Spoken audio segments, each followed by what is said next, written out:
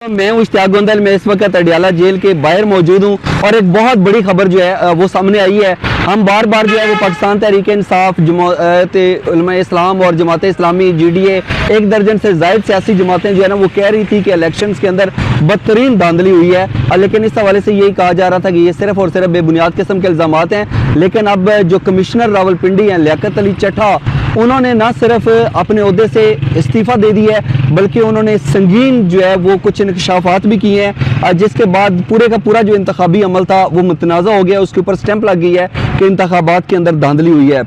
Commissioner Rawalpindi نے عام انتخابات میں ہونے والی دھاندلی کو بے نقاب کر دی ہے اور انہوں نے کہا ہے کہ ہارے ہوئے امیدواروں کو 50 ہزار کی لیڈ میں تبدیل کیا گیا، بلکہ انہوں نے یہ بھی کہا کہ کچھ جگہوں کے اوپر ہم نے 70 ہزار کی لیڈ دی، ہم نے خود جو ہے وہ ٹھپے لگائے، اور اس کے ساتھ انہوں نے کہا کہ میں نے راولپنڈی ڈویژن میں ناانصافی کی ہے، مجھے راولپنڈی کچہری چوک میں پھانسی دے دی جائے۔ اور اس کے اندر انہوں نے باقاعدہ تسلیم کی ہے کہ اپنے ریٹرننگ افسران کو، ان کے اوپر ایک دباؤ تھا اور وہ اپنے ریٹرننگ افسران کو جو ہے وہ مجبور کرتے رہے، پریشرائز کرتے رہے کہ یہ دھاندلی کرنی ہے۔ ان کو پتہ نہیں کہاں سے احکامات مل رہے تھے، لیکن اس کے اوپر انہوں نے ریٹرننگ افسران سے بھی معافی مانگی ہے اور انہوں نے کہا ہے کہ میں راولپنڈی ڈویژن میں انتخابی دھاندلی کی ذمہ داری قبول کرتا ہوں اور میں انتخابی دھاندلی پر اپنے آپ کو پولیس کے حوالے کرتا ہوں۔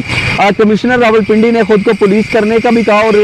پولیس کے حوالے کرنے کا بھی کہا، اور ساتھ ساتھ انہوں نے اپنے عہدے سے استعفیٰ بھی دے دیا۔ اس کے علاوہ انہوں نے ایک بڑی خطرناک بات کی ہے اور انہوں نے کہا ہے کہ مجھے اور چیف الیکشن کمشنر اور چیف جسٹس کو کچہری چوک میں پھانسی دے دینی چاہیے، اور انہوں نے یہ بھی کہا کہ میں نے آج صبح جو ہے وہ خودکشی کا سوچا تھا، لیکن پھر میں نے یہ کوشش جو ہے وہ ترک کر دی اور میں نے کہا کہ نہیں، میں نے پوری قوم کے ساتھ ظلم کیا ہے، میں اپنے ریٹرننگ افسران سے معافی مانگتا ہوں، اور میں نے کہا کہ میں ضمیر کے اوپر میرے کوئی بوجھ نہ ہو، میں آرام کی موت کیوں مروں، اس لیے میں نے فیصلہ کیا کہ جو اس کے اندر ملوث ہیں اور جس طریقے سے یہ انتخابات کے اندر دھاندلی ہوئی ہے میں اس کو بے نقاب کروں۔ انہوں نے یہ بھی کہا کہ ہم نے 14 امیدواروں کو غیر قانونی طور پر جتوایا ہے، مجھے الیکشن کروانے کے لیے تعینات کیا گیا لیکن میں شفاف انتخابات کروانے میں ناکام رہا، اور اس وقت بھی راولپنڈی میں جیلی موریں لگائی جا رہی ہیں، مجھے غلط کام کرنے کے لیے شدید دباؤ ڈالا گیا اور میں قوم سے معافی مانگتا ہوں۔ اب یہ کسی عام آدمی نے انکشافات نہیں کیے،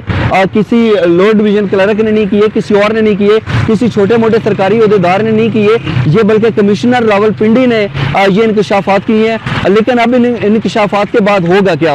میرے ذاتی طور پر یہ خیال ہے کہ جو ہمیشہ سے ہوتا ہے، ایک تو یہ ہے کہ ان کے اوپر جو ہے نا وہ یہ تاثر دیا جائے گا کہ ان کا ذہنی توازن ٹھیک نہیں تھا، یہ مختلف قسم کے نفسیاتی امراض کا شکار تھے، اور اس کے ساتھ ساتھ جو ہے وہ یہ کہا جائے گا کہ یہ بے بنیاد قسم کے الزامات تھے۔ ایک طرف تو یہ کہا جائے گا کہ یہ جو انہوں نے الزامات لگائے ہیں یہ بالکل بے بنیاد قسم کے ہیں، اور ساتھ ہی ساتھ ان کو الٹا قانون کے کٹہرے میں لایا جائے گا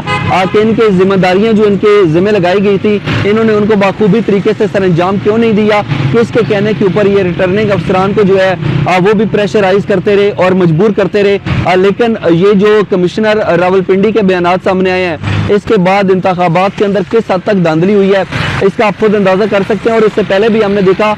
کہ پاک پتن اور خوشاب کے اندر جو مختلف قسم کے ریٹرننگ افسران تھے انہوں نے بھی استعفے دیے، لیکن ابھی بہرحال یہ ایک بہت بڑا جو سوالیہ نشان ہے وہ اٹھ گیا ہے، اور اس کے بعد اب دیکھتے ہیں کہ آنے والے چند دنوں کے اندر صورتحال کیا رخ اختیار کرتی ہے۔ آج کے ولاگ دیکھنے کا بہت شکریہ، سوشل میڈیا پر آپ کی فیڈ بیک کا انتظار رہے گا، اپنا خیال رکھیے، اللہ حافظ۔